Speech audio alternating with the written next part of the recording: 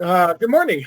My name is Rich Foreman, and today I'm going to talk about how you, as a non-technical person, can create your own minimum viable product.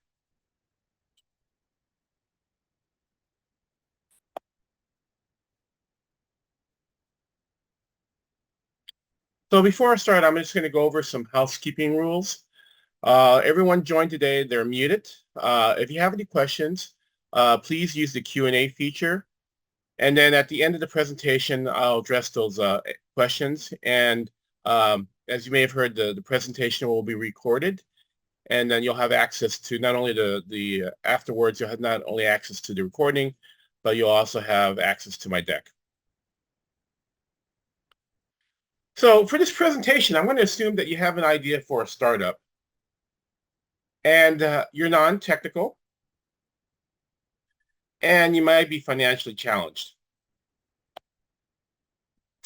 But my goal is at the end of this presentation is for you to have different strategies for you to create your own minimum viable product.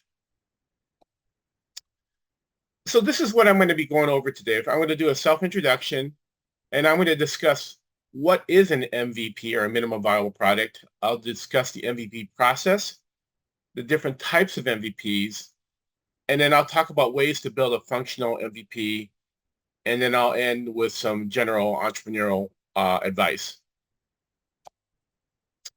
So let me introduce myself. My name is Rich Foreman, and I describe myself as a serial entrepreneur. I started my entrepreneurial journey with an app development company I founded called Apptology in 2010. Since then, I've had 2 exits. I'm highly connected in the startup, the Sacramento startup ecosystem, where I run the Startup Brand chapter, Startup Folsom MedStart. So if you are interested in the Sacramento region, I'm happy to talk to you about, why you should move up here or what the resources we have here. And currently I'm working on 2 startups. One's a medical startup that we've developed a formulation that helps with chemotherapy side effects.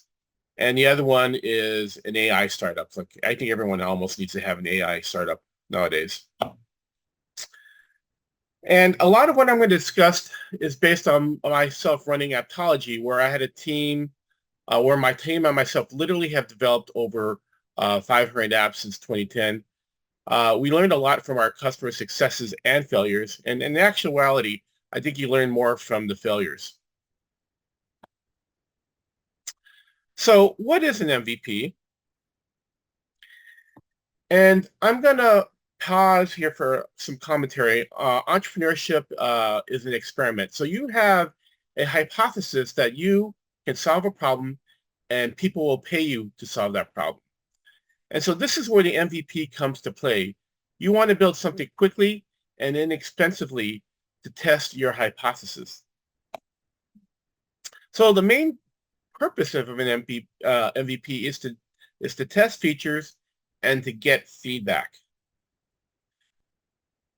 And the ultimate goal is to achieve product market fit, where not only do you have customers that are willing to buy your product, but they're actually willing to promote your product to other people. So it's an iterative process. You build your MVP, you get feedback, you learn from it, then you rework your MVP. And I'm sure you heard the Silicon Valley mantra, fail fast, fail often. And that being the case, your MVP should ideally be quick to build and inexpensive.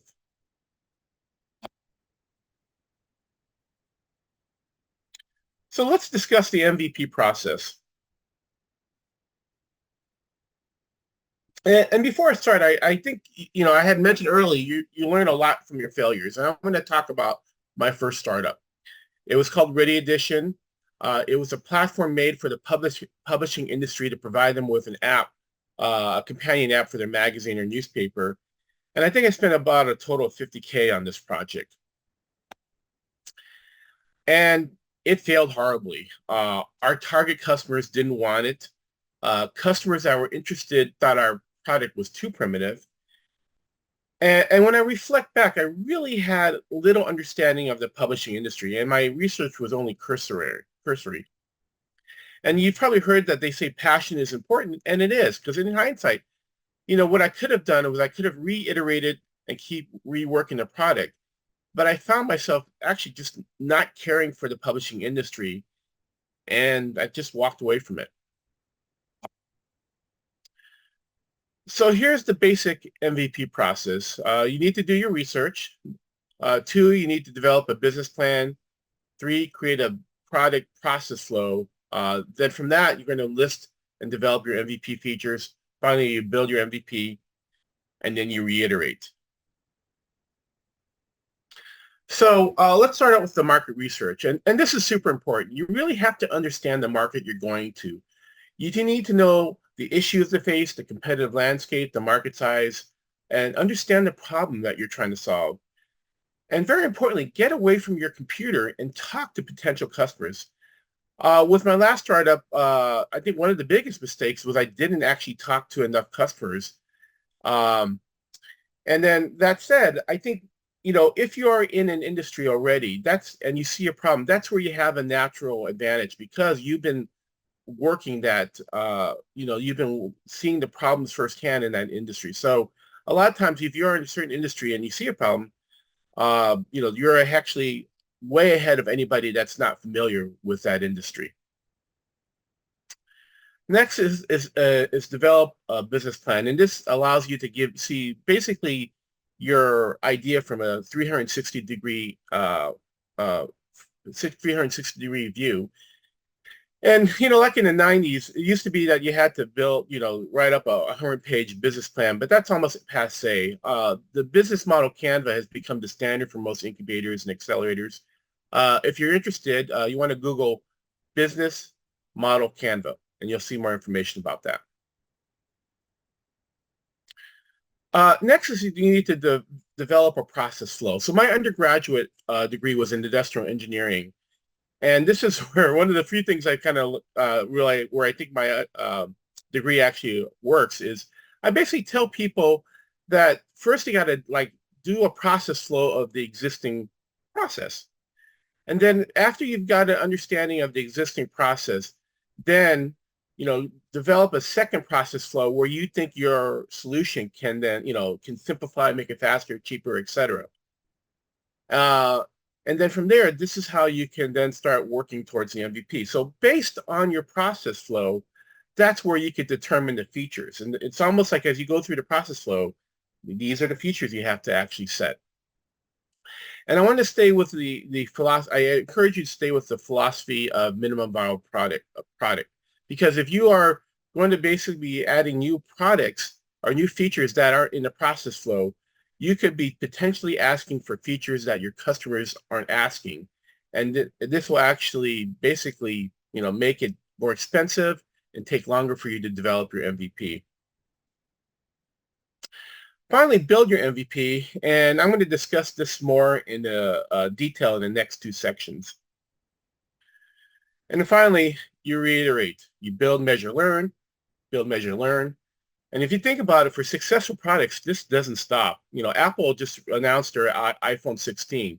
So for them, the cycle continues. Build, measure, learn, build, measure, learn. And the goal is product market fit. When you have customers that are not only willing to buy it, but they're going to recommend it to others. So let's go over the different types of MVPs. And for this section, I'm going to actually break it down between low fidelity MVP and high fidelity MVP. So low fidelity MVP, I almost want to describe as part of the market research. And high fidelity MVP is what I would describe as something being functional. So let's start with the whole low fidelity MVP. And one example is the explainer video. And I'll give you an example. The founder of Dropbox, his name is Drew Houston. He was working on a functional MVP, but it was really buggy and he had a lot of problems with it. So what he ended up doing was creating an explainer video. And this explainer video was good enough to get people interested in what he did. And he was also accepted into YC. Another example of a low fidelity MVP is a landing page.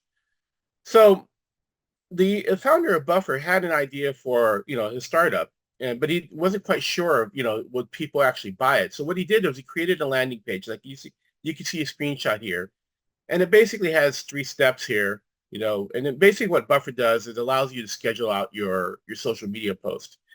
And then he put a button, for plans and pricing on that landing page, and then he tweeted it out to see, what kind of response he got.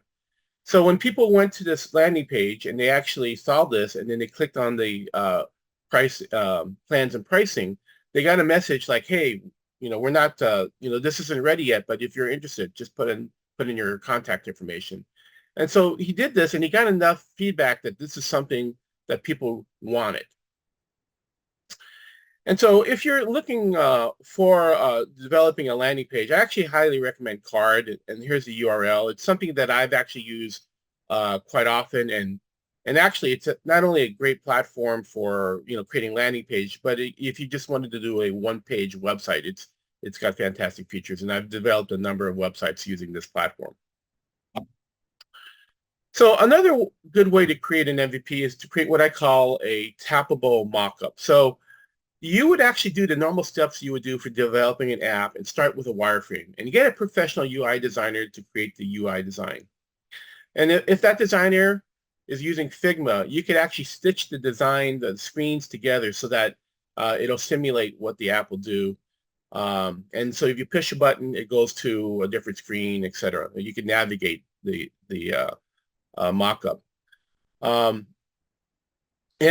just say that this method, I have a friend of mine had a great exit where his startup went public, and he started by just using a mockup. So when he first created his mockup, he actually was able to use that mockup to develop, to recruit a developer to join his team who actually built his first app. And long story short, his startup was acquired by another company, which then went public, and he actually had quite a handsome exit. So I had mentioned Figma, which is a great way to start, because if you develop your UI in Figma, this is something that your developers can actually use in the actual app. But if you use another platform, you could take the UI design and then stitch it together. And I personally use a product called Marvel app. And you could take a bunch of your screens that your designer has made, and you can actually stitch to make it a mockable, tappable mockup. So let's talk about high fidelity MVPs, which have some functionality.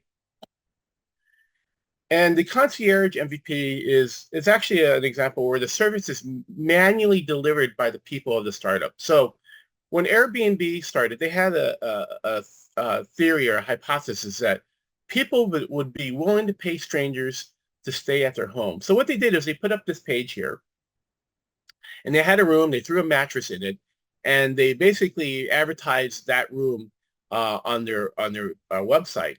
And so there was no e-commerce, there was no check on their website. It basically had a phone number and an email. So when the founders got contacted, they did all the work. So that's where the term concierge comes in. The next type of MVP is affectionately called the Wizard of Oz. So if you know the movie if you've seen the movie Wizard of Oz, the Great Oz was just this dude in the back controlling a puppet. In this case, the MVP is just the facade. So an example is when Zappos first started, their hypothesis is, will people be willing to buy shoes online? So when they started, they created a website and took a lot of pictures of shoes from a local shoe stores. And when someone bought a pair from their site, they actually would go to the shoe store, buy it, and then ship it out. And just a more recent example, I have a friend that has developed she has a ed tech startup, an AI ed tech startup, and really all she ended up doing was she talked about a lot of the stuff she did, but really in the back she did all the work using ChatGPT. So here's another example of Wizard of Oz MVP. And finally, we'll talk about the functional MVP, and this is what we normally think of an MVP. And I'm going to dig deeper into that in the next section. So let's talk about building a functional MVP. And then in this section, I'm going to talk about the three ways you could do it. You could start out with the traditional method, which is what I think most people think. You could start out with an existing source code, and then you could also use a no-code platform. So let's start with the traditional method. So at a high level, when you want to create a user, create a wireframe and develop the user interface. So if you see the first two steps here, this is the exact same steps that you would use in creating a tappable mockup. So once you're using a tappable mockup, you've already started your way to developing a full functional MVP. And then once you've got the user interface design, the developers actually have a clear they have a clear vision of what needs to be put together. The one thing you probably are not aware of is that there is typically most apps require a backend. This is a cloud database that is required to, it's basically the brains of it. And this is something that we would typically build on AWS or Azure or Google Cloud. And then when I talk to our clients, I say after the project is done, we typically recommend that they budget about 20% annually of the initial price for maintenance and update. So if you think about it, Apple and Android do major updates on their operating system annually. So at a minimum, you need to make sure that your app supports the current operating system. And building an app from scratch is not cheap. I would say a minimum and this is using an offshore developer, would be about $20K. And I've seen some projects go north of $1 million. And then, the more complex, the more features that an app has, it's going to take more time. And some projects I've seen will take over a year to build. And because of the long lengths, projects can fail. And this can happen for many reasons. Developers leave. I've seen a startup where the lead developer was recruited by Google and they were kind of left up a creek without a paddle. Founders leaving. I had a founder actually die on me. And then creeping scope creep is actually pretty big. And then because it was scope creep, basically project becomes more expensive. And actually one of the biggest reasons is they just run out of money. So another way to create an MVP is to start out with an existing source code. So when Uber was popular, I had a lot of people that have approached me with variations of the Uber model. So like Uber for plumbers, I want an Uber for a hair blower, and on and on and on. And whenever they came to me and they were talking about building from scratch, I would say it's a fairly expensive process. And I just off the bat, I would just say 100K. But it's a lot cheaper and faster if you start out with an existing source code. So if you actually Google source code marketplace, or you could also Google something like Uber or Yelp or Facebook source code clone, you'll find something. And then you'll still need a developer to do the customization, the branding, manage the back end and do the maintenance. A lot of times when you buy a source code from one of these markets, they actually will have a developer available that can actually do the work for you. So both for the traditional method and in using a source code, make sure that you have the rights to the IP. If you hire a developer or have one on the team, make sure that he or she assigns the ownership of the IP to your business entity.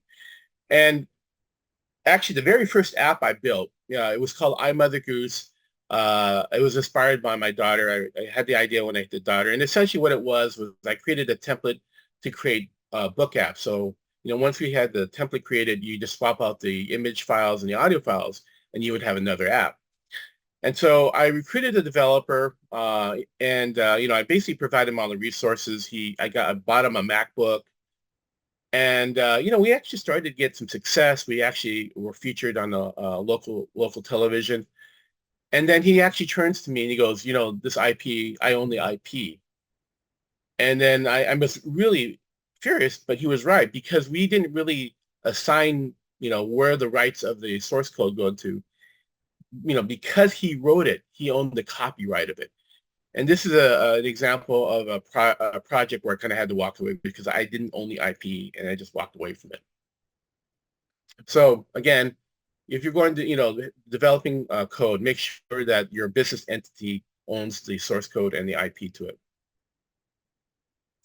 So finally, I'm going to discuss developing an app using a no-code platform. And I'm just going to read this out. A no-code platform is a software development tool that allows users to create applications without writing code. And I'm going to add to this, or low code, or little code. So I've done this enough where I know that it also helps if you know a little bit, if you have a little coding experience. Some advantages: it's relatively inexpensive. Instead of tens of thousands of dollars to start, you could actually start with a free trial and your credit card.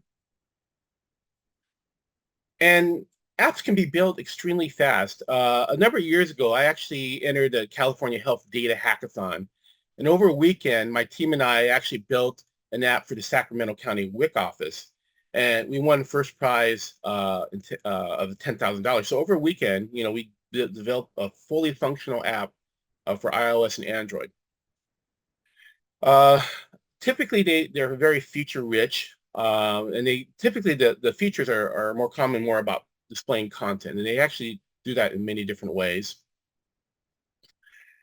And there are a number of design templates that you can choose. And if you have a really good designer, these templates can actually be made to look really good. The other positives is the backend is typically included with these platforms. So a CMS like the platform I use, also each app has its own content management system that allows you to update the app. It allows you to send out push notifications. It can track users and track analytics. And these platforms are typically a SaaS model, so you have to pay a monthly fee. And one of the advantages of that is the maintenance is also included. They're going to maintain, it's a SaaS model, so you're going to maintain their platform. But it also includes maintenance of the app. So how annually, each of the Android and iOS will do an upgrade. So the update for the app is also included in this monthly fee. So now with when the next release of iOS comes out, then I'm going to have to update the apps with the latest version. And this is actually just part of the service. I don't have to pay extra for that. So let's discuss some of the limitations. And it goes, some of the strengths are also the weaknesses. They have limited features. There are limited design templates, and scalability can be an issue. So some of the platforms I know, it's like the more downloads you get, the more expensive the monthly fee gets. And in the end, you don't own the source code. You're actually, it's a SaaS model. You don't own the source code. And if the app doesn't support all the features, it is possible to leverage third-party integrations. You need to see if the platform has APIs. The other way to add features that aren't supported on the platform is creating a web app, and then you could actually embed it in the app, similar to like an iframe. And then the other thing too is, you have your MVP features, and you're looking at the features for that's supported on the platform. And sometimes the easiest thing to do is not include that feature. So a few weeks ago, I was talking to a startup, and they had a list of features they wanted, and I would say, and I told them, like, I actually kind of I always recommend the no-code platform because it's actually inexpensive and fast. But there was a couple features that wasn't supported on a platform, and I really asked them, like, hey, do you want to spend, instead of spending hundreds of dollars just getting this MVP, would you rather spend tens of thousands of dollars in extra months to get this feature in it? And then he thought about it, and he goes, yeah, I guess I could kind of live without that feature. So, if you can, try to go with what's supported. And then as you develop your MVP and you see that the feature is really needed, then you could maybe build it in the next release or something. So I'm going to do a quick case study on a no-code platform. And this is me personally, my personal experience.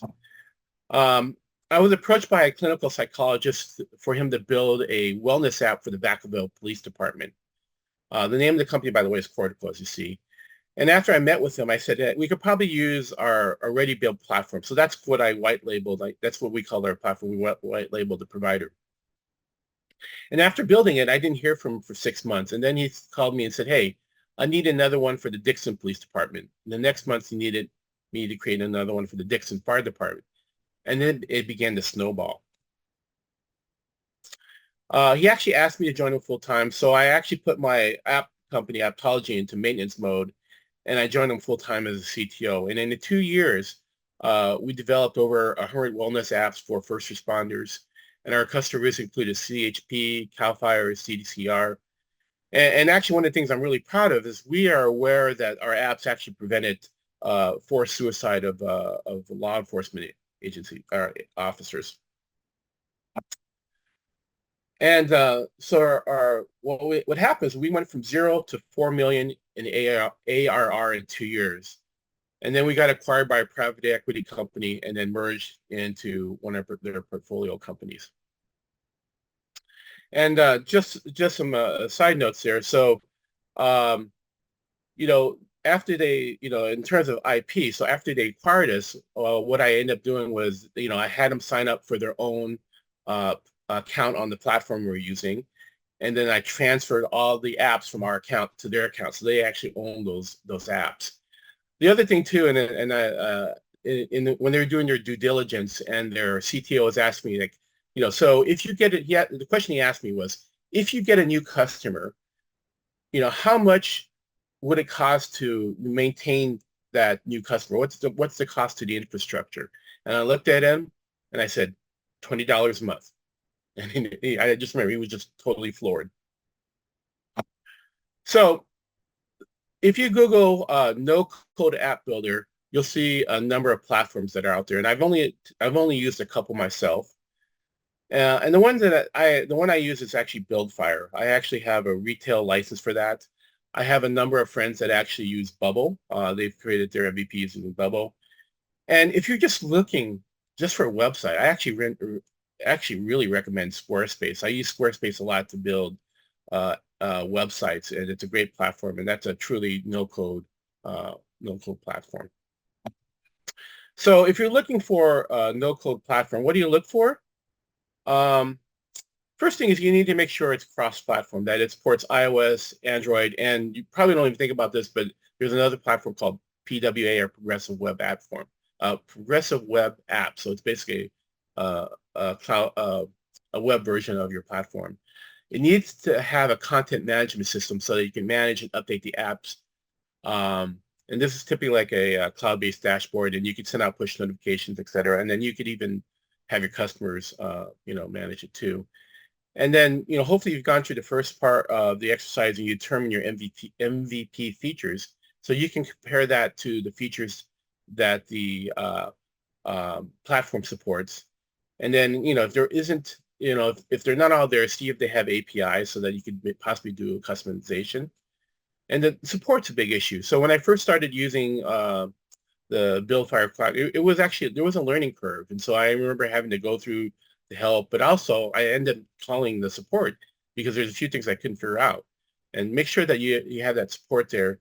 And then scalability is also an issue. So like you don't want your success to be something where you have to pay more. So several of those platforms, their model is the more downloads you have, the more it increases your monthly payment. So you want to get to, and actually some of these models actually have different pricing models. You want to get the model where it doesn't penalize you for your success. So this is one point I'm going to basically stop and do a little commercial about myself. So as I had mentioned earlier, I'm a BuildFire reseller. And so if you go to BuildFire's website, you can actually see they have consulting packages, and one of them is to build an MVP for $5,000. I'll do it for less, for $4,000. And actually, I think I actually can do it better because I have I could give you the entrepreneurial eye on your platform. So if you're interested, if you don't feel like you have the expertise or time to build your MVP using a no-code platform, you can scan this QR code, and I could contact you, and then we could discuss So I'm going to end with some parting advice, and this is general entrepreneurship advice. And I cannot, I cannot, I've said this several times, but the end goal is product market fit. And when if you recall, my first startup I created was Ready Edition, had terrible market fit. Like, we did it for a year, and I really didn't have any sales. We gave it away for proof of concept, but it had terrible market fit. And then at Cordico, once we started getting through the first two apps, there was such a need in law enforcement for mental health, addressing mental health, that it just exploded. Like I said, we went from 0 to 4 million in 2 years. I ended up working like 12-hour days, 7 days a week, just to keep up with the demand. I had to hire people and train them. And when you're at that part where you could barely meet up demand, that's product market fit, and that's what you're aiming for. And I have to, if you're doing the traditional method or the source code method, make sure that your business entity owns the source code and the IP, because I've done it. If you actually hire a contractor to build you the right source code, and they're not an employee, technically they own the copyright to it. So make sure that if you go down this road, that you assign the IP gets assigned to your business entity. And I think in general, if you could solve a niche problem, that's if you see a niche problem and you could solve it, that's actually a sure way for success. And this is an icon from one of my early clients who wanted to build an app for longshoremen. And so what longshoremen are, those are the people that take stuff on and off ships, and they're like typically laborers, and they're union workers. And the man, our customer, was actually a longshoreman himself. And the way they would track their hours is they literally had a notebook where they wrote their time, what ship they were at, and how much vacation they had. And that's how they tracked their hours. And so what this gentleman wanted to do is he wanted people to do it on an app. And if I were a longshoreman, I would rather do that than actually have this pen and paper system. And so there are about a 250,000 longshoremen. There's about a 250,000 longshoremen in the United States. And so if he only got like 10% of those people buying it, and what he was doing was it was a subscription model. It was 99 cents. You've only got a quarter of that market. That's like $25,000 a month. And to market to this niche, they have a magazine. There's only certain places they attend. It would actually be relatively easy to market. The other thing is just go to networking events. And in general, I say the more people you meet, the more options you have. And I just find that this is so true. I actually go to a lot of networking events in both Sacramento, and I used to go a lot in Silicon Valley.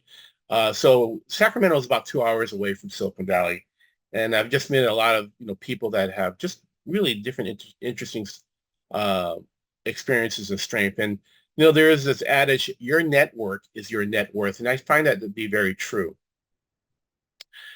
So as you're networking, look for people that can be part of your team. And once you have a good working team, it's really magic. At Cordico, like we believe, the team we built, like, really believed in the mission of helping first responders, helping law enforcement and firefighters with their mental health. And then whenever we had a sale, we would celebrate it was a win, and we would celebrate it. So, and it becomes just it's a magical experience where, there's a synergy and excitement. So building a good team is important. And then my general advice when I talk to startups is I actually advise that they actually need to have a proficiency in digital marketing. So let's say you develop a solution, and then there's a guy in Montana that actually needs that solution. What does that guy do? He actually will Google it. And if he can't find your solution on Google, you don't exist. So you really should have an understanding of digital marketing, and this specifically here I'm talking about SEO, a search engine optimization. And then there's this concept of nailing it and scaling it. And so several years ago, there was a startup called Rocket Spoon. They were doing food delivery. And they were the darling of YC. They got like $12 million in funding, and they started their operation in Oakland. And they were being really pressured to really expand and grow. So they took their model and they expanded to San Diego and Seattle. And the problem is their Oakland operation was not profitable. It was losing money. And so when they expanded, they basically replicated a failing model, and they basically tripled their losses, their burn rate by doing so. And they went out of, they had a $12 million funding, and they basically went out of business in a year. And you look at Uber. Uber started in San Francisco, and they had a lot of challenges. It was a two-sided market, so they had to recruit drivers and train the drivers, and then you actually had to recruit passengers or market to passengers, and let them know that it is safe to ride with a stranger. And then there was all sorts of regulatory issues that they had to figure out. But once they figured it out, they expanded city by city, and now they're the juggernaut that they are. So the concept again is nail it and scale it. And then finally, we're actually at the point where I could do Q&A. So let me grab this here. Let me grab the Q&A.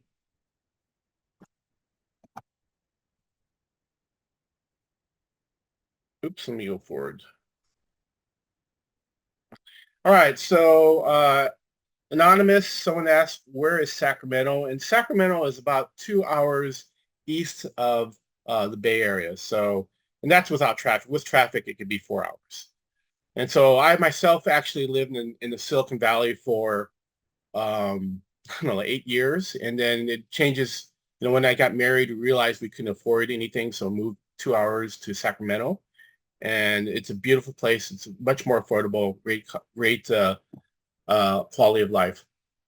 Here's a question. Can you please help me continue to build using the constant feedback from my current environment so I optimize the continuation of my provisions of solutions for those that are still failing? I want to do without the need of me depending on any money anymore. So that's, I don't know. Yeah, just contact me, and I'm going to leave my contact information, and you can contact me, and I can see if I can help. The true MVP, most valuable player, inspires without charging a fee. We inspire to charge inspirational functions within living features. Okay, just contact me. I'm not sure what that's about. Can you help me propel MVPs and generate more MVPs? Yeah, give me a call. Here's one from Bernice. Do you request the ownership of the source code in the beginning with a contract before it begins? Yes. So if you're going to engage, Bernice, if you're going to engage with a developer, before you actually engage them, have the contract specifically state that the ownership of the IP of the source code is to the business entity. There's some famous examples like when Facebook was done, Mark Zuckerberg didn't really have a contract with the whatever those twins' names were, and so he really owned the source code. So have that in writing before you engage it. If you don't, then like I gave you my cautionary tale. I didn't have that in writing, and so I actually had to walk away from my product because I made the product my first app that I built because I couldn't do anything with it. It says it's not about creating entities. It's about creating the one who identified, acknowledging the person who already have a national ID. Do you agree? So contact me. I think this is specific in studio. Bernice, if you don't own the source code in a no code, do you have to share the profits with the software company? So yeah, if you're using a no code platform, the only thing that you do is you have to pay the fee to the platform. So there is no you don't have to, if you're making a profit. So like I said, when we were using Cordico, when we reached like 4 million ARR, the only thing we had to pay was the normal, the monthly fees that we paid them. And I think the monthly fee was something like $1,500 a month or something. It was actually relatively inexpensive. So, for using that platform back then, it was something like $1,500. So, that's why I really like the no-code platforms. Says, I want to help you put money inside a chest and bury it, so forget about and reconnect with the wealth of social life. Okay, Nancy, I'll just give me a call. Is there a payment plan? If this is a person talking about the, for me being to helping out with your platform, yeah, I could probably figure something out with you. Just reach out to me and we can work out. Is there a money back guarantee? So, uh, I can, I don't know what you mean by that, but I can guarantee you that I can get the app on the platform, app built, but I can't guarantee if your app's going to make money. That part I don't know. What if someone copies the MVP launch, and that happens all the time? After Uber was successful, you got Lyft. The only way to really prevent that is basically having a patent on it, and you could talk to numbers. If you have a patent, so if you're trying to protect your IP, the best way to do it is contact a patent lawyer, and that'll help protect your idea. Um, there's a couple projects that I worked on, and oops, my head fell off.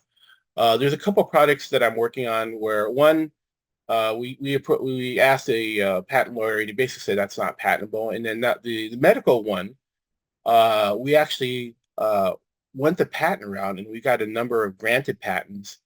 And this is because we have the patents, we know that no one can, and we have good and well written patents that we have our protective moat, and that makes us much more interested in. There's a few like large corporations that are interested in working with us, and what's interesting is those corporations could easily replicate what we do, but because we have the patents, they know they'd have to work with us. Can you provide a free consultation?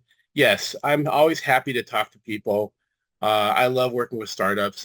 It's I don't know if it keeps you young, but I'm happy to talk to anybody about their idea. And just give them feedback. Sometimes you may not like the feedback. I'm working with a customer, and I'm still working with them, but honestly, I don't get it. But I've given that mess. I've actually told them I don't think I don't understand your monetization. I don't think your monetization. Uh, I don't think your monetization is going to work. So I'll give you that feedback too. You'd like it or leave. Yeah, and I'll provide actually, let me do that now. This is my contact information on the final slide. So that's my cell phone number. That's my email. And then if you're interested in the MVP package, you can click the QR code and just put it there. This other one here, here it is. Would I be willing to have a chat about an idea that solves a niche problem? Is it possible to raise funds on an idea level, or does it have to be first an MVP? So yeah, I'm happy to talk. I'm happy to talk to anybody. And again, I'll give you my honest feedback, like it or not. It is possible to raise funds on an idea itself, but I actually tell people ideas are cheap. I know a lot of people that say, hey, I had, back in the early 90s, I had the same idea as Amazon. Well, why didn't you do anything about it? If you're able to build an MVP, it means that you actually have some grit, and you have some skin in the game. And you have to think about it from an investor standpoint. Like if you have no entrepreneurial experience, but you have an idea, the only people that would probably be willing to give you money is your friends and family, like because they know you personally, and they know you. If you have grit and you have the intestinal fortitude to do that. But an angel investor, probably not. That said, I've seen a couple examples where people were able to convince someone based on an idea. How about using Fiverr, Upwork, and other outsourcing? Yes, I think that's that's a way to do that. That's using your traditional method or source code. However, again, if you're going to use Fiverr, Upwork, and outsourcing options, you need to get in writing that you own the source code, you own the IP. Because again, if you're using it Fiverr, Upwork, or other outs, they're not employees of you, so they actually own the copyright to it. So if you're going to do that, make sure you have you have the IP buttoned up before you engage with them. And if they say no, walk away, because you do not want to spend the time and money for someone else to own the code. And you can see that I'm sort of passionate about it because I got burned really bad on it. So don't learn from me. Don't do that. What no-code platform did I use for Cordico? So the no-code platform I used for Cordico was actually called Business Apps. And then Business Apps was acquired by BuildFire. And then I had to, so I actually, it's one of those stuff, it's funny, Business Apps was actually created by, the founders were from Chico State. I actually met them personally. They had a great platform, and they actually ended up selling their platform to another, they had an exit. And after their exit, I would say this, the people that bought it didn't care about, like there was no innovation.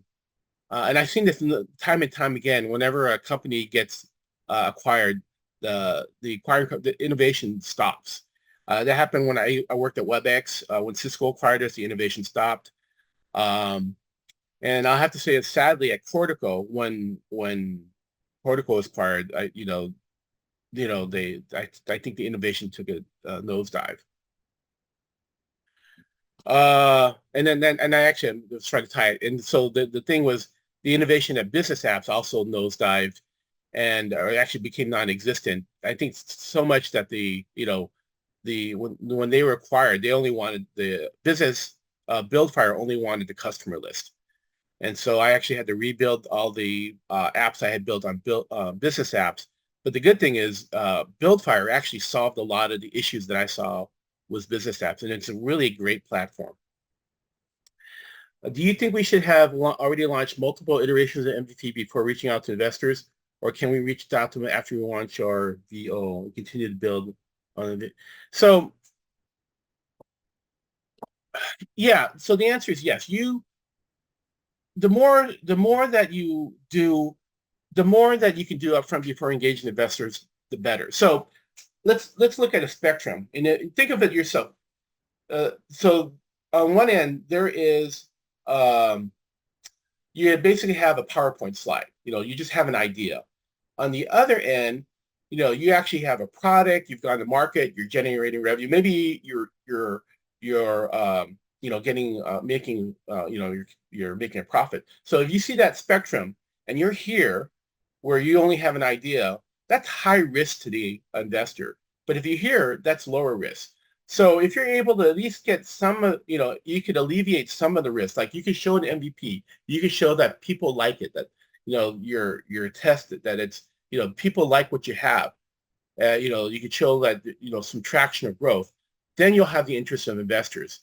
But otherwise, they don't know. It's just like it's a risk for them. So again, more that you could do the more that you could do to, here where you're able to actually have a product, customers, profit, the less risk for it and the less equity that they're going to take for their investment. What is the fastest way to develop an MVP and what's the shortest amount of time? So, if you remember my presentation, the fastest way that I saw developing an MVP is a landing page. You have an idea, you put a landing page out there, and and then you see what kind of response you get. You could do that in minutes. So that's the fastest way. If you're talking functional, using a no-code platform, I could build an MVP. I've built a full iPhone and Android app in a couple of days. Is it necessary that we generate some revenue with our MVP for reaching out to investors? No, I think you just need to get traction and feedback. In fact, when I've talked to some investors, they'd actually almost what they want to do is they want to talk to your customers. They want to see, like, they're not expert unless they're vertical. They're probably not experts in that thing, and they want to get the feedback from the customers that this is something that people are willing to spend money. So actually, it's more important like you actually have your MVP and you have some customers using it and giving it feedback. It's not necessarily worth it. In fact, a lot of times if you have an MVP, you actually almost have to give it away for free.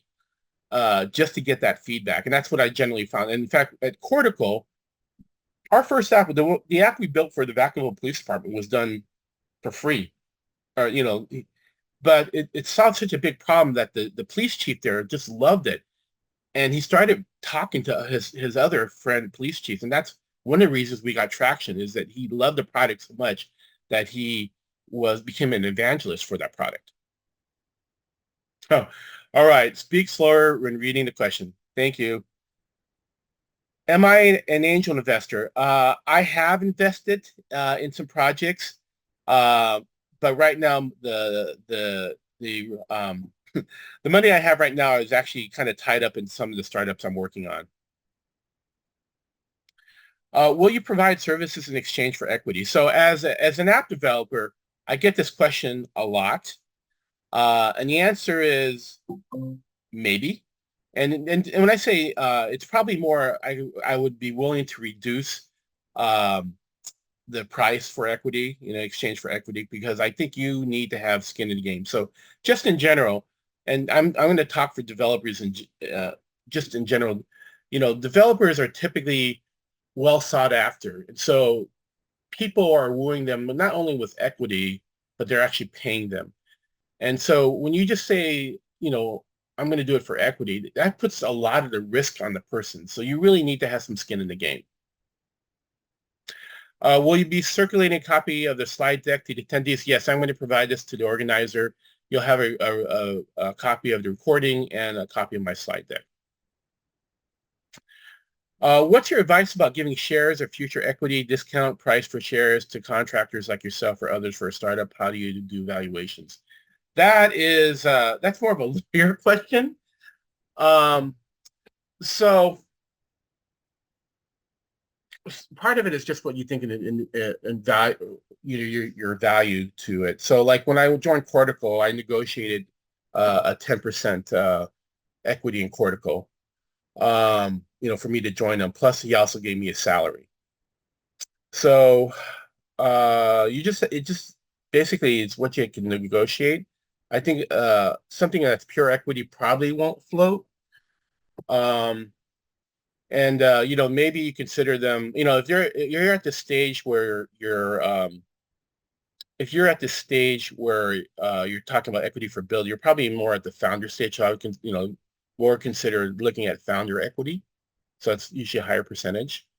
And for valuation, that's like the $1 billion question. A lot of actually YC, for example, their strict model is the what's that called? I'm going blank on it. But they typically go with the it's the model where what the hell is it called? I can't think of it right now. But it's like a deferred moment. They're basically, that valuation is always a hard thing. So they're basically saying it's called a safe. So they usually go with a safe model. That's the word I was looking for. So it's like, it's a refundable thing, but then at the first, it's you have to repay the loan, or after the first investment, then they get 15% discount on whatever that was. So that's usually a lot of angel investors use the safe method. Do you help with marketing strategy? I can. I mean, I'm sort of a jack of all trades. And I've done enough where I could help with the marketing strategy, but I am not a marketing strategy expert. How much does it cost to set up a landing page? If you use Card, I think it's like $20 or $25. And I have on Card, I have the reseller license, so I get like 75 landing pages for like $80. So it's like $1 a landing page. Are there maintenance fees for landing pages? Well, the landing pages I'm seeing are typically a SaaS model. So when I say it was like $25, it's $25 annually, and the license I have with them is for I think it's like 75 landing pages for $80, and I pay that annually. Can you please email me your preferred mobile number with the international code and email address so we can chat safely and dig deeper? Okay, so I'll reach out to you. So my cell phone, it's the United States, so the country code is 1. I should have put that here. I forget our tip, but yeah, I'll follow up with you, Anonymous. Okay. Do you provide general coaching for startups? I do. I do. And I actually, a lot of people come to me and, I'll just give them advice and I don't expect anything, unless they want to, have me as advisor. But I do a lot of advice. I actually like working with startups. And, if you find me on LinkedIn, you'll see that I work with a lot of startups, especially in the Sacramento area. What is the minimum investment we need to make in beginning to have a basic app on iOS App Store and Android App Store? So if you wanted to use a no-code platform, you could Google it, like I said, and most of them have some sort of like trial, and you just put in a credit card. And I think typically it's like a few $100s a month or something, or like maybe even $100 a month. And that's if you want to do that yourself. If you wanted me or even BuildFire to build the app for you, you're looking at 4,000 for me, BuildFire for 5,000 monthly plus the monthly fee, maintenance fee towards the provider. Can we get a discount if we mention ideas to IPO? Just reach out to me. And, basically I'm doing this in partnership with Rob. So, we could talk about discounts. How do you know it's time to exit? Accept an offer to buy the IP or the business or both, or let them become shareholders? Your experience, the pitfalls. Um, that's a big question. You could do the math. You could actually go check it in ChatGPT. So our company was acquired for. We had, by the time it was acquired, we had 4 million in ARR, and you could go and ChatGPT and figure out how much, get an approximate of what the exit price was. That being said, and the company we got acquired was like $100 million corporation. And so one of the issues we had is if we didn't get, let them acquire, they have the resources to compete with us. That being said, after we got acquired, I just have to tell you, I thought they were idiots. They didn't understand what we're doing. And I still have some friends that are still there. And, it hurts me because we were building a great company and they just let it die they're letting it die on the vine. And I wish we didn't sell. And knowing what I know, we would be, I would say we would be doing very well. Like, we were making, by now we'd probably be a $20 million ARR if we were keeping the same pace.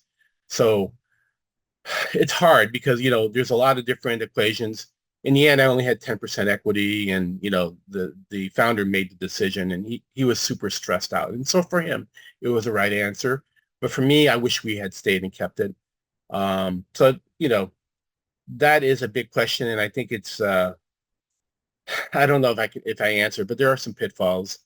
But in general, one of the VCs that I talked to, they said that, if you have a good exit, it allows you to work on other projects afterwards. So now that I've left Cordico, I'm working on this chemotherapy product, which I think will actually have a huge societal impact.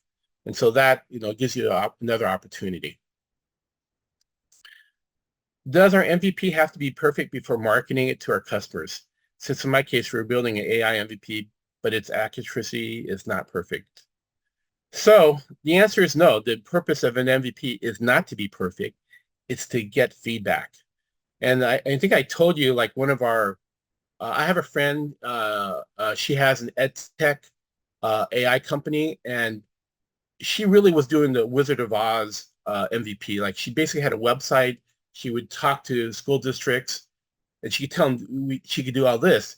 But really what she was doing was she was using ChatGPT to do all the work. Now that she's got someone technical on her team, she's building a platform. But her first MVP was just basically smoke and mirrors. It was just a website and using ChatGPT manually. do have contracts in California state government.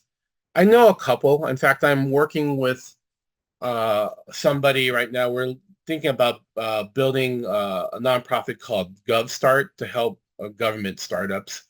So I have people, I know like first responders, like police chiefs, but not actually, I don't actually personally have contacts in the state government itself, but I do know people that do. What is the best way to get government contracts? And I wish I could answer that. It is, it takes, I mean, there's a lot of things that you can go online and figure out. So one of the reasons we were successful at Cordico is that our sales rep had sold to uh, law enforcement for like 20 years. In fact, I actually went with him to a law enforcement conference, and as walking with him, you know, there's a lot of people that just knew him and just waved hi. And I think it's having that personal relationship. And so, you know, he could actually, you know, he knew who the decision makers, and he would go with them, go up to them, and sell to them directly. And the decision maker was the one who figured it out. So, for example, we sold, he sold the one of our customers was the Pinole Police Department, and they didn't have the budget for the app. I think it was $10,000 annually. So the chief of police actually went to the city council and asked for money for this app. So I guess, you know, to answer your question, one is get familiar with government contracting, but two, if you can get to the decision maker right away, they will make it, you know, they will do what they can. If you could sell them directly, they will do what they can to buy your product and to try to cut through the red tape. How would I know how much money to raise from investors? So first thing to do is do the business model Canva, and you know you want to figure out how much it costs to develop your app, and how much your burn rate would be, and then that's a good place to start. But again, I think my general advice is before you try to raise money from investors, you need to build something that they could see. Investors typically will not invest in an idea. I've seen them done, but they typically won't invest in an idea. If they're investing in an idea, they're really investing in the person. Like it's a family member or a business colleague that they know that person can do it. They're investing in that person, not necessarily just an idea. Can you say again what you use for landing pages? Yeah, I'll go ahead and put that in the chat. It's called CARD, so it's CARRD. And it's really inexpensive, but I'll put that in the chat again. How about getting contracts in the U.S. military? So I'm actually a Navy veteran myself, and I think the advice goes the same true. You need to go. There's all these hurdles, so you need to be registered. There's to do business with the federal government, you have to register under something called SAM. I forgot what the acronym stands for. That's the first start. And then a lot of times you actually have to, if it's over a certain amount, it has to go out for RFP. So you need to know, if you work with the decision maker, they typically have the ability to sign off on contracts under a certain amount. Like I think LA has, I don't know, some of the people can sign up to contracts under $500,000. So you want to find out what their signing authority is, and then have the price below that signing authority. So I'll give a good example. I built an app for the Rhode Island Health Department. I made an app for the Rhode Island Health Department, and it was similar to another app I built, and it was for $25,000. I built an app for Maricopa County, and that project we built was for $25,000. When I started talking to Rhode Island, they basically said, if it's above 20,000, it has to go to RFP. You know what I did? It was $19.99. And so I did it like the dollar underneath their signing authority, and they signed off on it right away. Is it better not to have a co-founder? In general, if you look at what VCs invested, they will invest in teams. And having been a single co-founder, it is a tough journey, and it is more fun and there's more synergy when you have co-founders. So if you have a team, it looks more attractive um, to an investor. The only thing I've seen is, and I saw the study, like 60% of um, this VC, 60% of some of why the reasons their startup fail was because of conflicts between the co-founder. And I have to say, I've had conflicts with co-founders, but we were able to resolve them and work forward. So it's like being married. It's like having a significant other, and you have to learn how, you're not going to get along with everybody, but you're going to have to be able to figure out how to resolve your differences. And then how to, when I see people working together, I mentioned earlier, it's like magic. Do you work with startups outside the U.S.? I have, yes. It's usually the other way around, but yeah, I have worked with startups outside the U.S. How do we outsource sales and marketing? Um, I think in general, when you're looking at a startup, the best salesperson needs to be the CEO. He needs to be the passionate. If you aren't able to sell yourself, you need to be able to sell your concept to investors, etc. You need to find someone that can, or have a co-founder that can. And I think before you start outsourcing sales and marketing, and there's a number, I get approached by, in fact, I know a few people that will, be your fractional CRO. I think you should be able to, make sure that you can sell it yourself, or at least understand it before you start really trying to outsource the sales and marketing. And they also obviously have a product that people want to buy. Remember, do your research.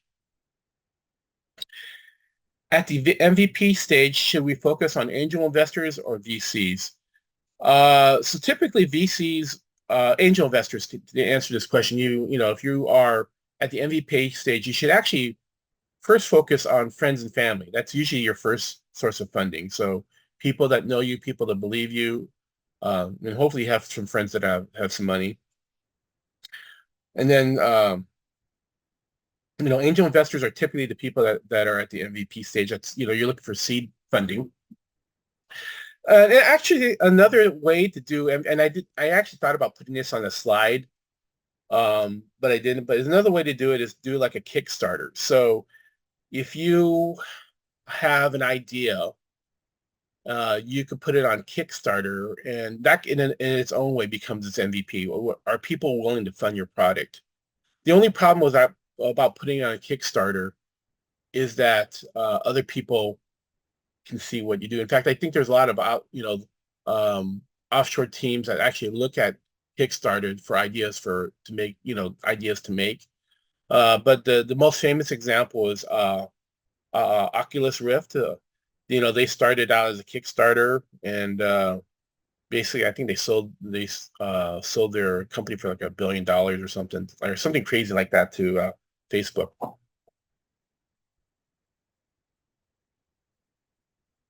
There's a question here. SAM and grants.gov have a legal entity. I'm not sure what the question is. I don't know if that's a question or a statement. You could just go ahead and rephrase it.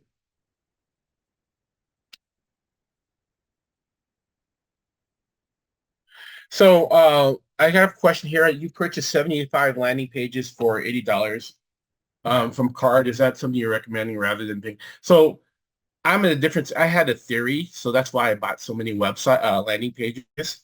But for your purposes, buying one is fine. You don't need to buy 75. Yeah, co-founders, co-founders have conflict. You're absolutely right. And it could be like being in a terrible marriage, but if you have the right chemistry, it could be like in a terrific marriage. And if you yourself personally find that you cannot work with other people, then you probably should not have a co-founder. Splitting equity is not good. That's a comment, but 100% of something that has little value versus 10% of something that has, it's better to have smaller equity that has of something that has greater value versus 100% of something that has no value. So that's a decision you have to make. When should you quit your job? And my answer to that is, well, first of all, I started my entrepreneurial journey after getting laid off from Cisco, and I have a house, a mortgage, and 2 kids. I don't recommend that. You know, but I do recommend that if you are like out of college and you can live in your parents' garage and you can eat top ramen, that's the time to be an entrepreneur. That said, in my case, I started my company while I was still working at Cisco, and I had 2 separate laptops. And then, after work, I would work in my other company, and you know, you gotta pay rent, and you gotta pay rent, and you gotta put food on the table for yourself. So, you know, I would say stay as long as you can afford to. If you get to a point where you're getting traction, you're getting revenue, maybe that's the time to quit the job, or maybe you quit the job and do side gigs. But that's the challenge I see with startups is, it's great to be able to work on something, but you got to pay rent and you got to put food on the table. So that's a choice you have to make and do the equation. I was just telling there was a guy here and he's working at a company, and my advice to him was stay at your company as long as you can before you work on your before you and work on both, because you actually have after hours and the weekends to work on it. But that said, he did quit his job and started working on it full time. So I give him the gutso, and actually investors like that. They like the fact that you are all in and going full, that you don't have another job and you're working on it full time. So if you're looking for investor money, they like it if you are working on it full time. They actually don't like it if you still have a side gig. Yes, and most marriages end in divorce. And that said, most startups fail. Like 90% of startups fail. So yes, for anonymous attendee. I think that's all. I think I'm going to go ahead and so there's my contact information. The person that was asking about card. Let me see if I can find it here.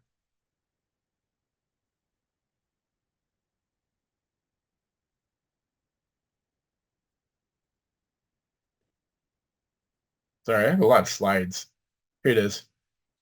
So this is card. It's carrd.co. If you want a landing page, it's a great platform, and I'm a big fan of it. And I think that is all of the questions. And with that, I'd like to thank you for your time and you spent with me. I actually, even though I didn't hear your voice, I do I like the exchange. And feel free to call me. If you call me, I don't pick up if I don't recognize the number. Just leave me a voicemail and I'll call you back. But the best way is to email me, and I'm happy to respond. And I have to admit, I am not the best in email management. So if I don't respond, email me again, because I probably missed your that. So with that, thank you very much for your time. And, just feel free to reach out to me afterwards. And again, this recording will be posted. So that I'm going to go ahead and stop sharing. And I wish you guys a great weekend, and be careful out there today. Today is Friday the 13th. So it is bad luck in the United States. So thank you, everybody.